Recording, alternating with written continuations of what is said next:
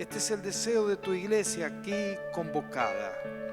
Y te damos las gracias porque podemos sentir que estás aquí, junto a nosotros,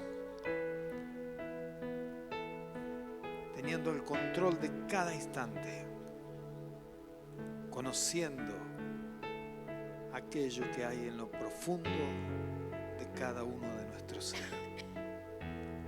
Que sea esta noche una noche, Señor, memorable para nuestras vidas. Una noche de transformación, de renovación. Una noche de recomienzos para la gloria del nombre de Jesús. Amén. Amén. Gracias a Dios por esta noche. Muy bienvenidos a todos. Como decía Gabriela, también bienvenidos a los que nos están siguiendo a través de las redes en esta hora, de distintos lugares. Es muy bueno poder estar en la casa del Señor. Este día es un día hermoso que el Señor nos permite estar juntos en comunión y con un motivo también muy especial, que es compartir la mesa del Señor. Los símbolos, el pan y el vino, y esto es un tiempo de comunión que Dios reservó para sus hijos, para la iglesia. Por lo tanto, siempre aconsejamos que cada primer domingo del mes vengamos con nuestro corazón calibrado al Señor, con nuestra vida puesta en condiciones para participar dignamente de este momento. Así como nos decía Rosana en los anuncios, quiero pedir a la iglesia muy especialmente estar orando en favor de la iglesia de Santo Pipó, allí en el barrio Mirador, en el centro. Este sábado próximo se va a llevar adelante el presbiterio que va a permitirnos que esta iglesia hija pueda constituirse en una iglesia independiente. Y esto es muy, pero muy importante. Es trascendental que una iglesia genere iglesias. Y así como Pipó se va a poder dar a caminar en libertad y solo en los próximos tiempos, también nuestra iglesia en Corpus está tomando decisiones. Ha sido desafiada ante una situación muy especial y muy particular, porque son condiciones distintas, pero son iglesias hijas de esta congregación, de esta iglesia madre, y anhelamos y deseamos que la obra del Señor crezca, y debe ser un compromiso para todos y cada uno de nosotros, orar por ellos, sostenerlos y también hacer aquello que está al alcance de nuestra mano para que puedan crecer y establecerse. Así que en el transcurso de esta semana, yo aquí tengo una carta, una nota que la iglesia de Corpus envía para la iglesia Filadelfia. Voy a hacer llegar a la comisión pastoral, la comisión coordinadora. Ellos tienen el anhelo de tener un pastor instalado en su ciudad para que la iglesia pueda crecer verdaderamente. Y yo creo que ese tipo de cosas son saludables, son importantes y nosotros debemos cooperar para eso. Debemos hacer que esto suceda.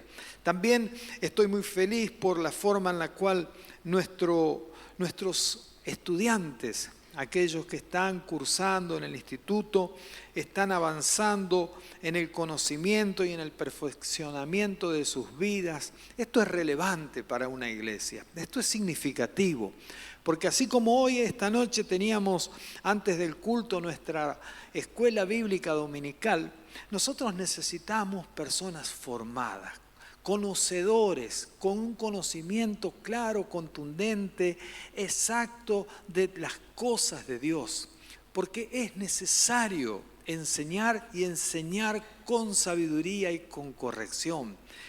Y esto nos hace muy bien a todos. Nos hace muy bien el esfuerzo de los chicos, ya los hemos visto desarrollarse en distintas áreas, en distintos momentos, y nos pone muy felices. Nos pone muy felices verlos. Ore también por ellos. En este momento tenemos 5 hermanos capacitándose en el instituto. Ore para que el Señor también despierte en medio de nuestro llamados, ¿sí? Llamados ministeriales, que mañana puedan ser misioneros, que mañana puedan ser pastores, que haya en medio de nuestro maestros de la palabra, que podamos tener todo aquello que la iglesia necesita para crecer y desarrollarse sanamente. El título de esta noche del mensaje es ¿Pensaste en volver? ¿Pensaste en volver? Es una buena pregunta. No sé qué le transmite a usted este título. Si usted es contemporáneo a la música de estos tiempos, tal vez se conecte un poco a Ricardo Montaner, cuando canta Pensando en volver, ¿no? Ahora, si usted por ahí es de mi época, de la época de Lidia, nosotros ya nos pensaríamos en el volver de Carlos Gardel, ¿no es cierto? Volver con la frente marchita, ¿sí? Pensar que es un soplo la vida, dice el tango, y dice más, que 20 años no es nada. ¿Qué no va a ser? Dios mío, 20 años no es nada, es así. Volver, qué tremendo que es pensar en volver. Mis queridos hermanos, no venimos hoy a hablar de música, ni de Montaner, ni de Gardel. Venimos a hablar de pensar en volver a otra cosa. Volver a hacer aquello que en un tiempo, en un momento de nuestras vidas hacíamos y que tal vez por distintas razones hoy no estamos haciendo. Y que Dios nos llama, nos invita, nos convoca a que volvamos. Yo traje del libro de Apocalipsis un mensaje a la iglesia de Efeso que quiero compartir esta noche. Y qué importante es poder leer Apocalipsis. Es un libro difícil, es un libro discutido, es un libro escrito por el apóstol Juan allá en la isla de Patmos, ¿sí? Estando presos, y allí él recibe revelación y le es indicado todo lo que tiene que escribir.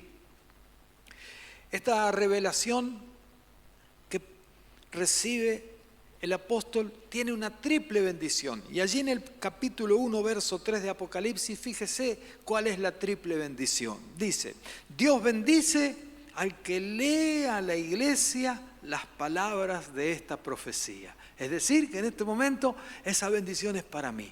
Dios bendice al que lee a la iglesia la palabra de estas profecías. Y bendice a todos los que la escuchan. Esa bendición es para usted. Pero también bendice a los que obedecen lo que dice. Que esa bendición sea entonces para nosotros, porque el tiempo, dice Juan, está cerca. Por eso, mis amados hermanos, allí en el libro de Apocalipsis, capítulo 2, versos 1 al 7, está la carta a la iglesia de Éfeso, que yo quiero que esta noche podamos compartir, podamos prestar atención, podamos meditar y podamos extraer de ella todo aquello que necesitamos para ser edificados, orientados y bendecidos por la palabra de Dios. Y dice así la palabra de Dios. Apocalipsis 2, capítulo 2, verso 1 al 7. La versión que voy a utilizar es la Reina Valera contemporánea. Escribe el ángel a la iglesia en Éfeso. Así dice el que lleva 7 estrellas en su mano derecha y anda en medio de los candeleros de oro. Yo conozco tus obras, tu arduo trabajo y tu paciencia. Sé que no soportas a los malvados, que has puesto a prueba a los que dicen ser apóstoles y no lo son, y que has descubierto que son unos mentirosos. Por causa de mi nombre has resistido, sufrido y trabajado arduamente sin rendirte. Pero tengo contra ti que has abandonado tu primer amor. Así que ponte a pensar en qué has fallado y arrepiéntete. Y vuelve a actuar como al principio. De lo contrario vendré a ti y si no te arrepientes, quitaré tu candelero de su lugar. Pero tienes algo a tu favor, que no soportas las obras de los nicolaitas, las cuales tampoco yo soporto. El que tenga oídos que oiga lo que el Espíritu dice a las iglesias. Al que salga vencedor, le permitiré comer del árbol de la vida, el cual está en el medio del paraíso de Dios. Y esta carta, una de las 7 cartas a las iglesias que encontramos allí en el libro de Apocalipsis, nos encontramos que este texto tiene un triple llamado y tiene algunos reconocimientos. Y quisiera que, antes de incluirnos en los llamados, pudiéramos tener en cuenta aquellas cosas que son los reconocimientos. Esos reconocimientos, dice la Escritura, reconozco tus obras iniciales, tu duro trabajo y perseverancia de los primeros tiempos. Reconozco que no soportas las herejías, los mentirosos y los falsos, que has perseverado y que has sufrido por mi nombre sin desanimarte, que aborreces las prácticas de los nicolaitas. Estos datos importantes de aquello que el ángel, que quien escribe al ángel de la iglesia da a conocer, son para nosotros importantes. Porque esto indican que esa iglesia había tenido un comienzo que se caracterizaba por un duro trabajo, por una perseverancia, la cual era distinguida en medio de las iglesias de la región.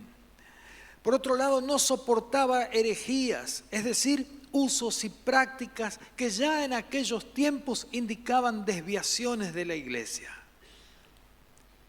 Si nosotros miramos la iglesia del Señor desde el momento en el cual el Señor la instituye y comienza a evolucionar, nos vamos a encontrar con algo interesante. La iglesia tuvo tiempos de crecimiento y de decrecimiento, tiempos de avances y tiempos de retroceso, tiempos de calma y tiempos de conflictos. Esto formó parte de la historia de la iglesia a lo largo de los años y forma parte de nuestro presente también.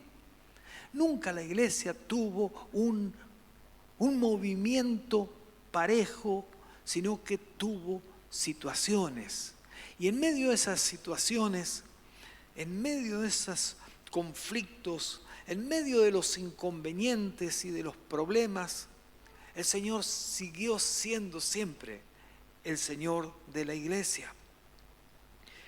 Y aquí el escritor dice que reconoce por sobre todas las cosas esa actitud de no dejarse llevar por ideologías que se enquistaban en la iglesia y que generaban doctrinas que no eran correctas.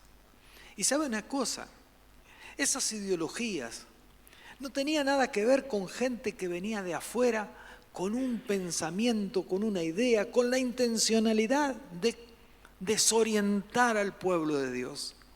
Esas ideologías y esos pensamientos se generaban y tenían un punto de partida en medio del pueblo de Dios. Y la mayoría de las veces esto no tiene que ver con un acto malintencionado, sino con un acto de ignorancia. La ignorancia es la madre de los desastres. El desconocimiento, hermanos, nos lleva a la ruina. Tan significativo y tan importante es que la iglesia tenga una escuela bíblica. Tan importante es que la palabra de Dios se enseñe y se instruya correctamente. Eso le va a permitir a usted estar atento a lo que está aconteciendo, a lo que está sucediendo, al rumbo hacia donde las cosas están siendo dirigidas. Es importantísimo. Vivimos tiempos que son, vaya a saber si no, los verdaderos tiempos finales. El tiempo está cerca, decía la Escritura. Lo decía hace muchos años, pero nosotros creemos que cada vez está verdaderamente más cerca.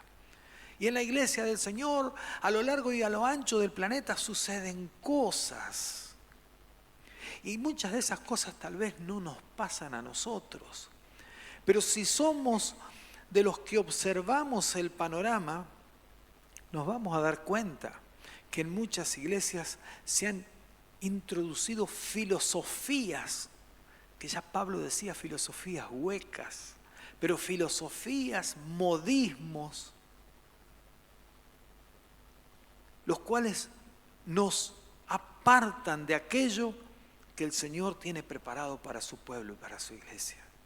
Prácticas que no pertenecen a la costumbre y a la tradición cristiana, hermanos, y que son prácticas contemporáneas. Hace unos días le mostraba a mi esposa una iglesia importante en Estados Unidos, multitudinaria. Había seleccionado, así como nosotros tenemos 2 lugares donde nos sentamos, por espacios y por lugares de distintos sectores, los cuales estaban demarcados. Y usted para ingresar a la iglesia tenía que adquirir un ticket, como quien compra un ticket para ir a ver un concierto y un recital. Y el costo de ingresar a esa iglesia era importante, más que importante, importantísimo. Lo que hacía que ya la iglesia de antemano se estaba constituyendo en una iglesia que seleccionaba una clase social, que no estaba abierta y dispuesta a recibir a todos. No solo eso, sino que hasta tenía un sector llamado sector VIP. Le estoy hablando de una iglesia cristiana, no sé si cristiana o por lo menos así dice. Un sector VIP, donde había baño, donde se le acercaba agua, tenía camarote, camareras. Estoy hablando de una iglesia. Hemos visto otros modelos eclesiológicos contemporáneos que se caracterizan por prácticas realmente también a veces sorprendentes. Se le llama el modelo church, bien extraído de América. Iglesias de paredes negras, todo pintado de negro. La iluminación localizada y focalizada. ¿Esto qué es la plataforma? Esto nunca será un escenario, hermanos. Escúchenme bien.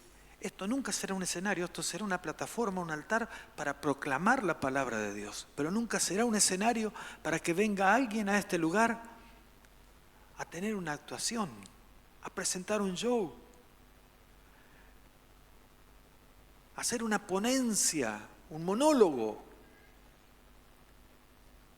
Que Dios nos libre de este tipo de cosas.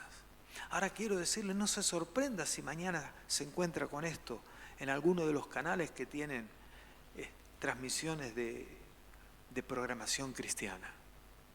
Esto existe, esto forma parte de nuestra realidad. ¿Qué es lo que nosotros debemos hacer? Estar atentos, vigilar. Debemos mirar esto con muchísimo cuidado. Porque no se trata de darle a la iglesia una impronta que la haga atractiva a una clase social o a un público más joven, en medio de la cual puedan sentirse más cómodos, tal vez más distendidos. Se trata de ser fiel a lo que Dios nos ha encomendado y no equivocarnos, no caer en el error. Estos son lo que la Escritura llama verdaderamente herejías, conceptos completamente errados, teológicamente errados, que nos llevan justamente a un camino de perdición. La iglesia tiene que estar atenta, por eso la escuela bíblica tiene esa función tan importante de enseñar las Escrituras, de alinearnos a lo que Dios dice, de aprender. Es tan importante formarse, capacitarse y también transmitir eso que adquirimos en la vida de otros. Eso es el discipulado. Discipular es una de las tareas fundamentales de la iglesia y nosotros lo debemos tomar como algo importantísimo, que es mucho más que rellenar un cuadernillo. Es profundizar en el conocimiento de Dios y profundizar en la experiencia vivencial de lo que Dios ha hecho y animarnos a caminar juntos para poder experimentar eso nuevo de parte de Dios para nosotros. Hermanos, necesitamos estar cautelosos. Dice la palabra que dentro de los reconocimientos que tenía la iglesia de Efeso, era que había impedido que las herejías tomaran posesión de ese lugar, que habían perseverado, que habían sufrido, que no se habían desanimado y que aún aborrecían la práctica de un grupo llamado los Nicolaitas. Y mire, como le decía hace un instante, los cambios no vienen de afuera hacia adentro, sino que se gestan de adentro. Y es allí donde comienza el problema. Los Nicolaitas eran un grupo de personas, seguidores de Nicolás. ¿Y quién era Nicolás? Cuando usted va al libro de los Hechos y se encuentra con que se eligen los primeros diáconos, entre ellos, el último que figura en la lista, Esteban figura como el destacado. Es el primero que se nombra, pero entre ellos el último es Nicolás. Nicolás era de Antioquía y antes de convertirse en cristiano se había convertido en judío. Y después de todo esto comenzó con una serie de enseñanzas en el ámbito de la iglesia en el cual se permitía cualquier cosa. Dentro de ello la promiscuidad sexual. Por eso los nicolaitas tenían una fuerza porque eran demasiado permisivos, valía todo. Si usted formaba parte de ese grupo, podía formar parte de una iglesia donde todo estaba permitido. Y sin embargo, la iglesia de Efeso se había posicionado y había resistido a los nicolaitas. Así como le decía que este texto tenía estos reconocimientos, también este texto tiene un triple llamado, y ese llamado tiene que ver justamente con pensar, con arrepentirnos y con volver. Por eso el título de esta noche es Pensaste en volver, pensaste en volver. Pero antes de eso, aquí entonces en el verso 4 de la Escritura nos dice: tengo contra ti que has abandonado tu primer amor. ¿Cuál es el primer amor?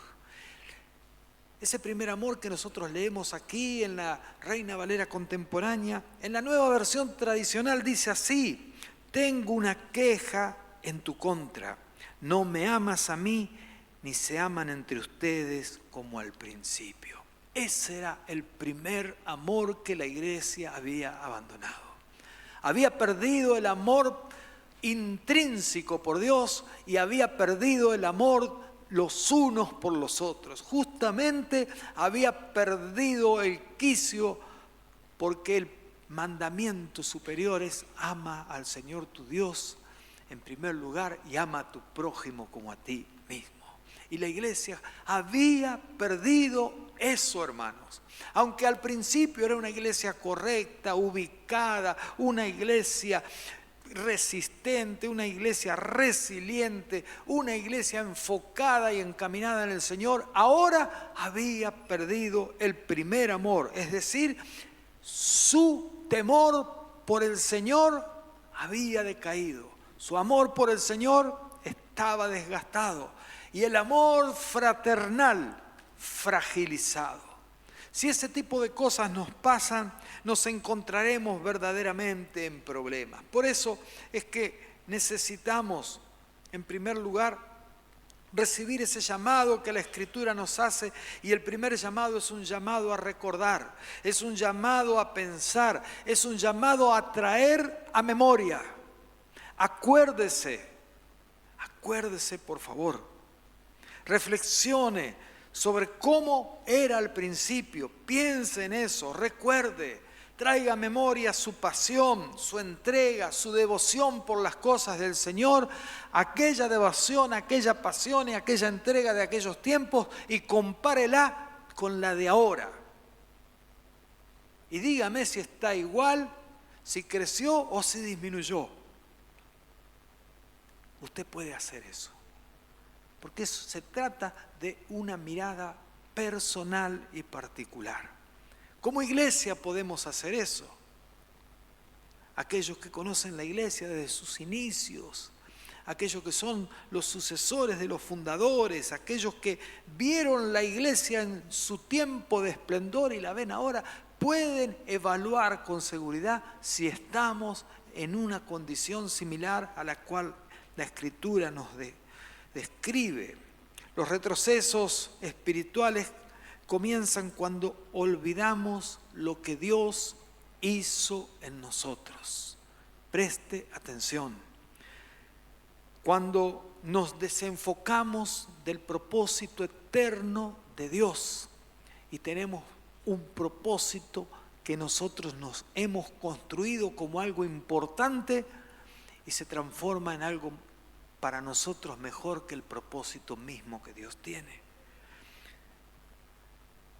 El retroceso espiritual se profundiza cuando nosotros modificamos las prioridades. Cuando Dios no es el número uno en mi vida, no es el número uno en mi familia, cuando Dios no es lo central en la iglesia. Por eso es importante pensar y recordar dónde salimos, quiénes éramos cuando nos encontramos con el Señor, cómo nuestro corazón reaccionó en aquel momento y valorar si estamos en las mismas condiciones o nos hemos desgastado, nos hemos devaluado, nos hemos acomodado. Estamos pensando que ese fuego, que esa pasión, que ese anhelo por las cosas de Dios es para aquellos que están por conocer o para los que recién están caminando. Qué triste cuando la gente ve a alguien que ha conocido al Señor y lo vemos fervoroso, contento, animado, queriendo hacer cosas, y aparece la palabra, el consejo que dice, tranquilo, ya se le va a pasar. ¿Qué está indicando? ¿Qué está indicando? En lugar de ir creciendo, va a ir disminuyendo. Que Dios nos ayude. El segundo llamado, hermanos, que nos hace la Escritura es arrepiéntete, arrepiéntete. Reconocer la frialdad espiritual no es suficiente. Se necesita un cambio profundo en el corazón. Arrepentimiento, no solo reconocimiento. A veces nosotros reconocemos que estamos ahí, pero no nos arrepentimos de la condición en la cual estamos. Hay que sentir más que dolor y que tristeza. Hay que sentir más que vergüenza. Hay que sentir algo profundo que nos desgarra nuestro ser interior, el saber que nuestra vida espiritual ha venido en decadencia. Que nuestra vida espiritual está como nos enseñaba Rosana hace un instante cuando leíamos Nehemías. Las murallas rotas, las puertas quemadas, las paredes por el piso. A veces nuestra vida espiritual está así, necesita ser reedificada, reconstruida. Necesitamos de aquellos que nos puedan ayudar.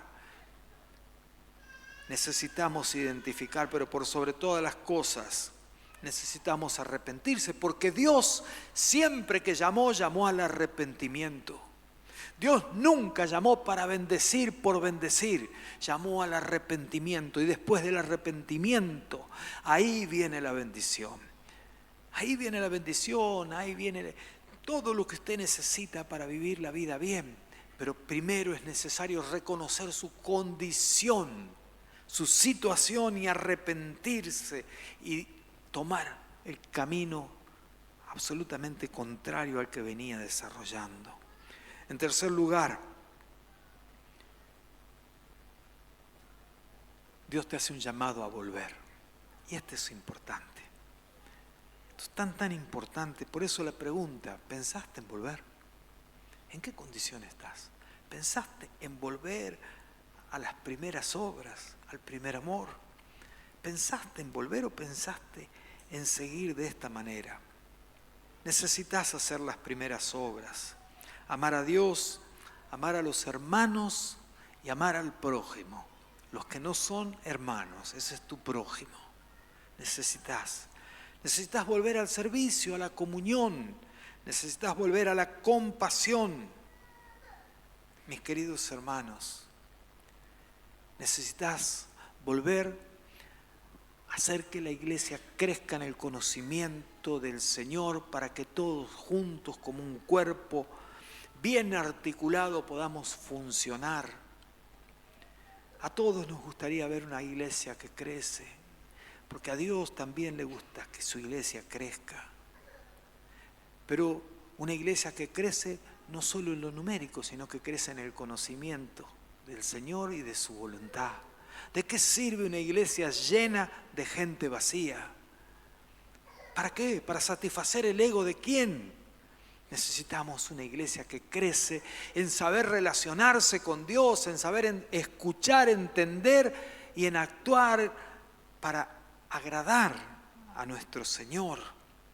Ese es el desafío que tenemos en este tiempo y este es el desafío al cual el Señor nos llama. Mis amados hermanos, los planes de Dios para con nosotros son maravillosos. El Señor ha sido fiel y es fiel hasta el día de hoy. Cuántas cosas hemos recibido más allá de lo que hemos pensado, imaginado y lo que hemos solicitado. Cuán grande ha sido su bondad que cada mañana su misericordia se renueva, dice la Escritura, y nosotros lo podemos atestiguar. Cuántos privilegios tenemos, hermanos, de tener un Dios grande y fuerte que escucha nuestro clamor, que responde a nuestra súplica, que nos bendice mucho más de lo que verdaderamente merecemos. ¿Cuál es nuestra actitud? Hoy Dios nos llama a volver al primer amor, a volver a las primeras obras. Hoy el Señor nos llama a volver a redoblar los esfuerzos. El Señor nos llama a poner más ánimo. El Señor nos llama a buscarlo en intimidad. Por eso el miércoles es trascendente que usted se sume al día de ayuno y oración. El ayuno, hermanos, no es un mecanismo de protesta que le habilita a usted a solicitar o a peticionar ante Dios. No es una huelga de hambre. El ayuno significa que usted abandona su carne, abandona satisfacer sus necesidades personales con el fin de que su espíritu crezca y usted pueda calibrar su corazón al Señor y pueda recibir revelación, sabiduría de parte de Dios. Que el Señor pueda apuntarle aquellas áreas de su vida que necesitan cambio, modificaciones, y también que el Señor pueda hablarle de una manera que usted tal vez esté necesitando en este momento. Y sabe que esto es re importante. Hemos visto a lo largo de la historia hombres y mujeres que ayunaron por distintas razones, motivos y circunstancias, y lo que sí sabemos, y la Escritura da testimonio, y nosotros sabemos también que así es que Dios nunca, jamás lo dejó en el visto a alguien que acudió a Él. Dios siempre responde a su pueblo, siempre responde a sus hijos. Por lo tanto, tenga en cuenta, tal vez usted pueda ayunar de manera sólida y líquida, tal vez pueda usted ayunar simplemente ingiriendo líquidos, o tal vez usted no pueda llevar adelante un ayuno porque tiene una enfermedad que le impide. Tómese ese día para orar fervientemente al Señor, consagre ese tiempo, disponga su corazón a recibir de Dios y acérquese a Dios y acérquese a su palabra para que de esa manera Dios le hable. Esto lo digo también con una necesidad de primera persona. Hablábamos con mi esposa de la necesidad de recibir sabiduría de Dios para este tiempo. A veces uno tiene que tomar decisiones y esas decisiones están inspiradas en pensamientos terrenales, carnales, circunstanciales, evaluando, no sé, la flotación del dólar, cualquier cosa. No tomen decisiones fundamentadas en lo que sucede en la atmósfera terrenal. Tome decisiones inspiradas en lo que Dios le quiere dar a conocer, le quiere hacer saber. Y de esa manera la decisión que usted habrá de tomar será la correcta. Por eso en esta noche la pregunta es, ¿pensaste en volver? ¿Pensaste en volver a reconstruir tu relación con Dios como fuera al principio? ¿Pensaste en volver a invertir tiempo en las cosas del Señor? ¿Pensaste en volver a servir a Dios con el ánimo y con la alegría con el cual lo hacías en otras épocas? ¿Pensaste en volver a involucrarte en la iglesia de una manera que sos importante, que sos trascendente, que sos significativo porque estás acá? No porque sos alguien más para hacer un número, estás acá porque sos importante para la vida de alguien. Tenemos muchas necesidades y Dios quiere hacer en medio nuestro cosas grandes e importantes. Hace unos días atrás, en nuestro grupo pequeño, unas hermanas que se han incorporado al grupo, han venido solamente una vez a la iglesia, pero vienen al grupo. Y sabe una cosa, atravesaban una circunstancia difícil, complicada. Habían sido víctimas de una estafa. Qué problemático eso. Tenga cuidado con las redes sociales, cuidado con pasar datos, cuidado con decir cosas que lo pueden poner en tremendos problemas. Y mientras en el grupo orábamos y clamábamos para que Dios diera la salida, el día lunes el Señor les concedió la victoria sobre esta situación adversa y preocupante. Dios sigue siendo fiel con sus hijos. Dios sigue cuidando de su pueblo. Dios sigue teniendo un amor entrañable por tu vida y el Señor anhela y desea por sobre todas las cosas escuchar tu voz. El Señor desea escuchar tu voz. Orá al Señor de manera audible. Orá al Señor con la Escritura, con la palabra. Orá al Señor y buscalo con intensidad. Volvé al Señor. Pensá seriamente en volver a las primeras obras, volvé al primer amor, volvé a amar al Señor por sobre todas las cosas, volvé a amar a tus hermanos con los errores que tienen, con las fallas que tienen, así como son, amalos porque Dios los ama y Él los hizo parte de tu familia. Vos no los elegiste, los eligió el Señor. Amalos de esa manera, perdoná, liberá perdón. Y recibí el perdón también. Y sé libre. Y aprendí a caminar esta etapa de tu vida. No importa cuántos años tengas, si sos adolescente, si sos joven, no importa si sos un adulto de mediana edad o si sos un adulto mayor. Este es el tiempo especial de Dios para tu vida. Cada día, cada mañana que comienza es la posibilidad de recibir ese mimo de Dios que te hace saber que para Él sos importante, que te diseñó con un propósito, que tiene un plan para tu vida, que tiene una palabra para confortarte y una bendición para agradarte. Por eso en esta noche, pensaste en volver, es importante que pienses y que decidas en tu corazón volver con todas tus fuerzas al Señor. Es importante que lo valores, que lo consideres y que tomes la decisión correcta. La parábola del hijo perdido nos cuenta de que aquel muchacho que había hecho un estrago, que había malgastado todos los bienes de su padre pasando el peor momento de su vida, pudo tener un instante de lucidez y pensó. ¿Y qué pensó? Pensó en volver. Pensó en volver a la casa de su padre. Y atrás de ese pensamiento puso en marcha, puso en acción y ejecutó algo que hizo que su vida cambiara de una manera completa y para siempre. Esta noche yo quiero invitarte a que pienses en volver al Señor, a tu primer amor, a las primeras obras, a que pienses en hacer ese instrumento y esa herramienta que Dios diseñó para bendecir su iglesia y para bendecir un mundo afuera que se está perdiendo y el Señor quiere usarte. Volvé al Señor, arrepentite, confesa tus pecados, ponete a cuentas con Dios, reiniciar, recomenzar, porque lo que Dios tiene es extraordinario, es maravilloso.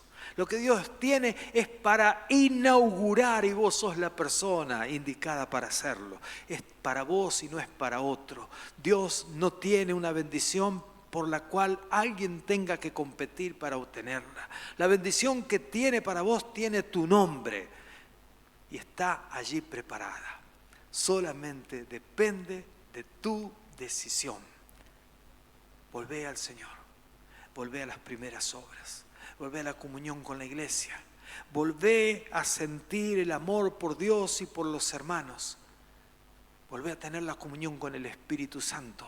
Y permití que la buena obra que el Señor ha comenzado en tu vida se perfeccione para tu beneficio personal y para beneficio de todos nosotros que somos la iglesia del Señor.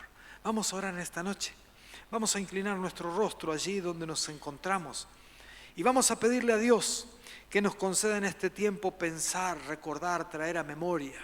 Vamos a pedir a Dios que nos conceda arrepentirnos de nuestros pecados, de nuestros malos caminos, de nuestras fallas, de nuestras decisiones equivocadas. Vamos a arrepentirnos, hermanos, y vamos a volver humildemente al Señor para que Él haga en nosotros esa obra que tiene pensada y diseñada desde antes de la fundación del mundo. Padre nuestro que estás en el cielo, en esta noche nos acercamos a ti, Señor, porque por medio de tu palabra entendemos que necesitamos parar, que necesitamos pensar, evaluar, que necesitamos, Señor, considerar el estado y la condición en la cual nuestra vida se encuentra. Y queremos, Señor, con la ayuda de tu Espíritu Santo, reconocer aquellas cosas que estamos haciendo mal delante de ti. No para agradar a las personas, sino para obedecerte a ti, Señor. Queremos arrepentirnos y pedirte que nos des la fuerza para no volver a tropezar con la misma piedra y con el mismo pie. Queremos rogarte también, Señor, que nos concedas volver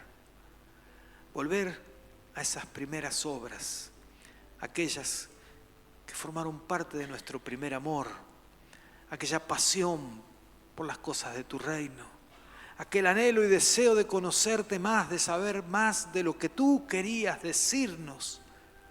Señor, si nos hemos acostumbrado, si hemos permanecido, Señor, en una condición de frialdad, te pedimos perdón y te rogamos que nos ayudes a regresar a ti, que nos ayudes, Señor, a reconstruir la relación contigo y que por medio de tu Espíritu podamos recibir la revelación que necesitamos para tomar decisiones correctas, adecuadas, las cuales, Señor, te honren a ti y beneficien nuestra vida, bendigan nuestra familia y engrandezcan nuestra iglesia.